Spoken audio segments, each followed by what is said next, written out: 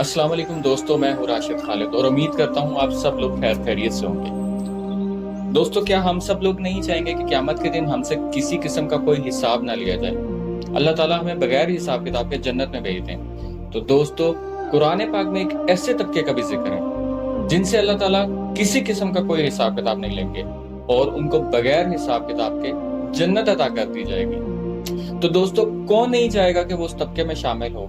मैं भी जाऊंगा और आप भी जाएंगे कि हम उस तबके में शामिल हों, और अल्लाह से दुआ है अल्लाह ताला हमें उस तबके में, उस ग्रोह में शामिल करे। तो दोस्तों, आज हम बात करेंगे उन लोगों पर। तो आए दोस्तों, वीडियो को स्टार्ट करते हैं। और सूरह वाक़िया में कुछ इस तरह से जिक्र आता है और तुम लोग तीन किस्म हो जाओगे।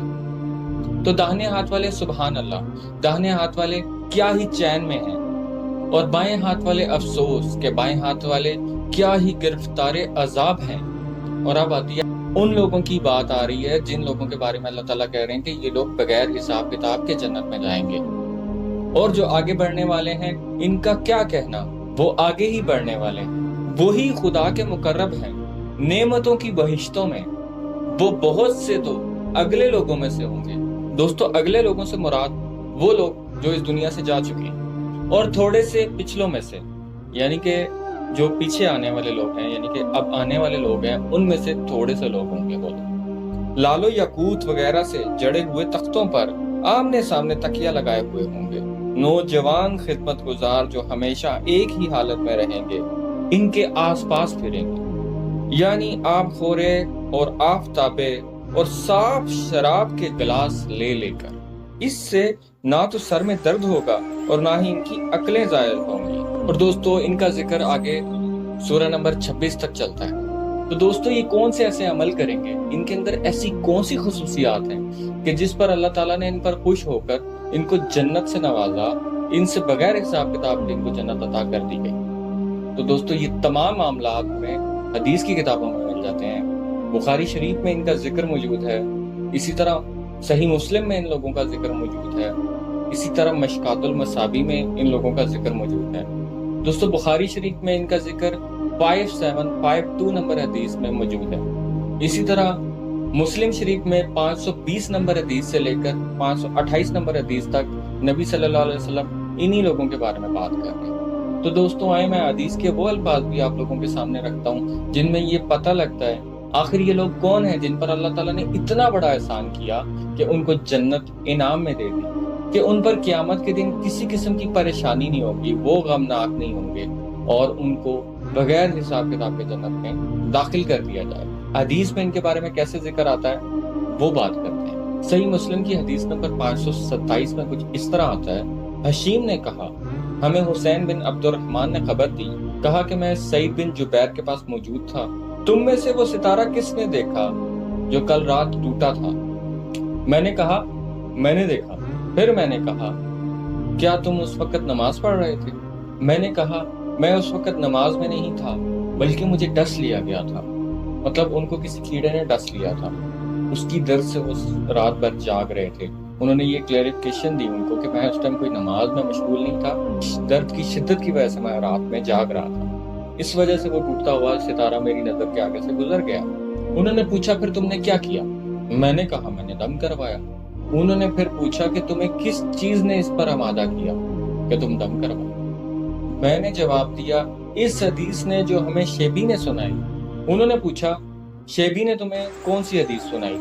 मैंने कहा, उन्होंने हमें बुरैदा बिन हसीब असलमी से एक रवायत सुनाई। उन्होंने बताया कि नजर बद लगने और जहरीले जानवर के डसने के अलावा और किसी चीज के लिए झाड़ फूंक नहीं।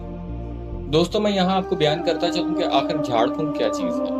यहाँ पे जो झाड़ फूंक का जिक्र आया, ये क्या है? दोस्तों, सुन्नत अज़कार के अलावा नबी सल्लल्लाहु अलैहि वसल्लम से साबित दमों के अलावा कुछ दम ऐसे भी थे जो दौरे जहालत में लोग मंत्रों के जरिए किया करते थे, जिनके बारे में रसूल अल्लाह सल्लल्लाहु अलैहि वसल्लम ने खुद फरमाया कि तुम अपने दौरे जहालत के दम मुझ पर पेश करो, अगर उनमें शिरकिया कलमात नहीं है तो तुम लोगों को इजाजत है, तुम वो खुद पर कर सकते हो। तो दोस्तों, ये जो सुन्नत अज़कार और नबी सल्लल्लाहु अलैहि वसल्लम से साबित जो दम है, उन दमों के अलावा जो क्रिश्चियंस लोग भी और दूसरे लोग भी करते हैं, जिनको मंतर कहा जाता है, اللہ تعالیٰ ان سے بھی شفا عطا کرتے ہیں۔ تو دوستو اس حدیث میں ہم اب آگے بڑھتے ہیں۔ تو سعید نے کہا جس نے جو سنا اور اس کو اختیار کیا اچھا کیا، لیکن ہمیں عبداللہ بن عباس نے نبی کریم صلی اللہ علیہ وسلم سے ایک حدیث سنائی کہ آپ صلی اللہ علیہ وسلم نے فرمایا میرے سامنے امتیں پیش کی گئیں،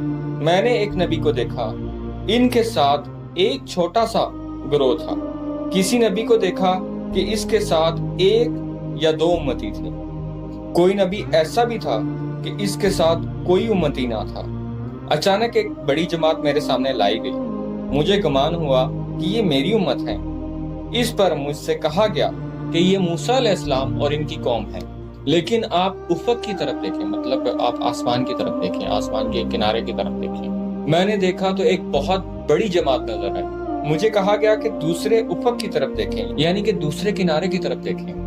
میں نے دیکھا تو وہاں بھی ایک بہت بڑی جماعت تھی، مجھے بتایا گیا یہ آپ کی امت ہے اور ان کے ساتھ ایسے 70,000 لوگ ہیں جو کسی حساب کتاب کے، کسی عذاب کے بغیر جنت میں داخل کیے جائیں گے۔ پھر آپ اٹھے اور اپنے گھر کے اندر چلے گئے۔ وہ صحابہ کرام ان لوگوں کے بارے میں گفتگو کرنے لگے جو بغیر حساب کتاب کے جنت میں داخل ہوں گے۔ ان میں سے بعض نے کہا شاید یہ وہ لوگ ہیں جنہوں نے رسول اللہ صلی اللہ علیہ وسلم کی صحبت کا شرف حاصل کیا، اور بعض نے کہا شاید یہ وہ لوگ ہیں جو اسلامی دور میں پیدا ہوئے اور ایک لمحہ کے لیے اللہ تعالیٰ کے ساتھ کسی کو شریک نہیں کیا، اور ان میں سے بعض نے دوسری باتیں کی۔ پھر کچھ دیر بعد رسول اللہ صلی اللہ علیہ وسلم گھر سے نکلے اور ان کے پاس تشریف لائے اور پوچھا تم کن باتوں میں لگے ہوئے؟ انہوں نے جواب میں وہ باتیں بتائیں جو وہ لوگ کر رہے تھے۔ اس پر آپ صلی اللہ علیہ وسلم نے فرمایا وہ ایسے لوگ ہوں گے جو نہ دم کرتے ہوں گے اور نہ دم کرواتے ہوں گے، نہ شگن لیتے ہوں گے، وہ اپنے رب پر پورا توکل کرتے ہوں گے۔ اس پر عکاشہ بن حسین کھڑے ہوئے اور عرض کی اللہ سے دعا فرمائیں کہ وہ مجھے بھی ان لوگوں میں شامل کر دے۔ تو آپ صلی اللہ علیہ وسلم نے فرمایا تو ان میں سے ہے، مطلب آپ صلی اللہ علیہ وسلم نے ان کو بشارت دے دی کہ ان لوگوں میں آپ کو شامل کر لیا گیا۔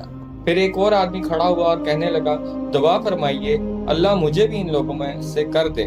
تو آپ صلی اللہ علیہ وسلم نے فرمایا عکاشہ اس فرمائش کے ذریعے تم سے بازی لے گیا۔ دوستو یہ مختلف حدیثیں ہیں جن میں 3 شرطیں رکھی گئی ہیں کہ یہ 3 طرح کے کام یہ لوگ بالکل نہیں کرتے ہوں گے۔ نمبر 1 یہ داغ نہیں لگواتے ہوں گے، مطلب داغ سے مراد یہ ہے کہ پچھلے زمانوں میں لوگ اپنے جسم کو داغتے ہوتے تھے، ٹھیک ہے۔ اس کے علاوہ یہ جسم پر جو ٹیٹو بنوانا یہ بھی اس میں شامل ہے، ٹھیک ہے۔ اس کے علاوہ دوسری جو شرط ہے وہ یہ ہے کہ یہ لوگ جھاڑ پھونک نہیں کرواتے ہوں گے۔ جھاڑ پھونک سے مراد یہ ہے جو ہم قرآن اور حدیث سے ثابت دم ہیں وہ کرتے رہیں تو ہم ان لوگوں میں شامل ہیں۔ اس کے علاوہ جو دور جہالت کے دم ہے یا کسی عیسائی سے دم کروا لینا یا کسی اور مذہب کے بندے سے دم کروا لینا مگر اس میں شرکیہ کلمات نہیں ہیں، وہ کرانا ہم پر جائز ہے، ہم کروا سکتے ہیں، اس سے اللہ تعالیٰ شفا دیتے ہیں، مگر وہ دم کروانے سے ہم لوگ اس گروہ سے باہر ہو جاتے ہیں، ٹھیک ہے۔ اور تیسری بات جو ہے وہ بہت خاص ہے، وہ ہے توکل کی بات۔ لوگوں کے پاس یعنی کاہنوں کے پاس یعنی ان لوگوں کے پاس جو فالیں نکالتے ہیں، جو آپ کے مستقبل کا حال بتاتے ہیں، ان کے پاس نہ جانا۔ اگر تم مستقبل کے حال کے بارے میں پوچھنے جاؤ گے تب بھی آپ لوگ اس گروہ سے باہر ہو جاؤ گے۔ آپ کا اللہ پہ توکل کیسا ہونا چاہیے اب بات کریں گے اس بارے میں کہ یہ سب سے اہم چیز ہے اس کے اندر۔ اس گروہ میں سب سے اہم چیز جو ہے وہ اللہ پہ توکل ہے۔ دوستو خدا پہ توکل کا حال یہ ہے ان لوگوں کا کہ جب تمہارے گرنے کے بعد لوگ تمہاری چیخوں کے منتظر ہوں، جب لوگ یہ یقین کر لیں کہ اب اس کے گرنے کے بعد یہ شخص دوبارہ سنبھل نہیں پائے گا، اور تم اپنے رب پر کامل توکل کے ساتھ لوگوں کو یہ کہو کہ میں اٹھوں گا اور میں واپس پلٹوں گا، میرا رب مجھے سنبھال لے گا، کوئی بات نہیں، کوئی پریشانی نہیں، میرا رب مجھے سنبھال لے گا۔ یہ توکل ہے کہ تمہیں اپنی ایک ایک کہی ہوئی بات پر 100% یقین ہو کہ اللہ تعالیٰ تمہیں لوگوں کے سامنے رسوا نہیں کرے گا، تمہیں اللہ پر اس قدر یقین ہو۔ دوستو یہ توکل ہے۔ دوستو جب تم پر مصیبت کے پہاڑ آ جائیں اور تم اس قدر پریشان ہو جاؤ کہ تمہیں کوئی رستہ نہ نظر آ رہا ہو، مگر تب بھی تمہارے اندر یہ یقین ہو، یہ اطمینان ہو کہ کوئی مسئلہ نہیں، اللہ تعالیٰ میرے ساتھ کھڑے ہیں، اللہ تعالیٰ مجھے ہر حال میں اس مصیبت سے نکالیں گے، اللہ تعالیٰ مجھے تنہا نہیں چھوڑیں گے۔ دوستو اسی چیز کا نام توکل ہے کہ جب آپ کے پیچھے فرعون کی فوج ہو اور آگے آپ کے دریا ہو اور آپ کی قوم آپ کو کہے کہ موسیٰ کہاں ہمیں پھنسا دیا، اور آپ اپنی قوم سے کہیں گھبراؤ مت، خدا ہمارے ساتھ ہے، وہ ہمارے لیے رستہ نکالے گا، اور پھر اللہ کے حکم سے دریا آپ کو رستہ دے۔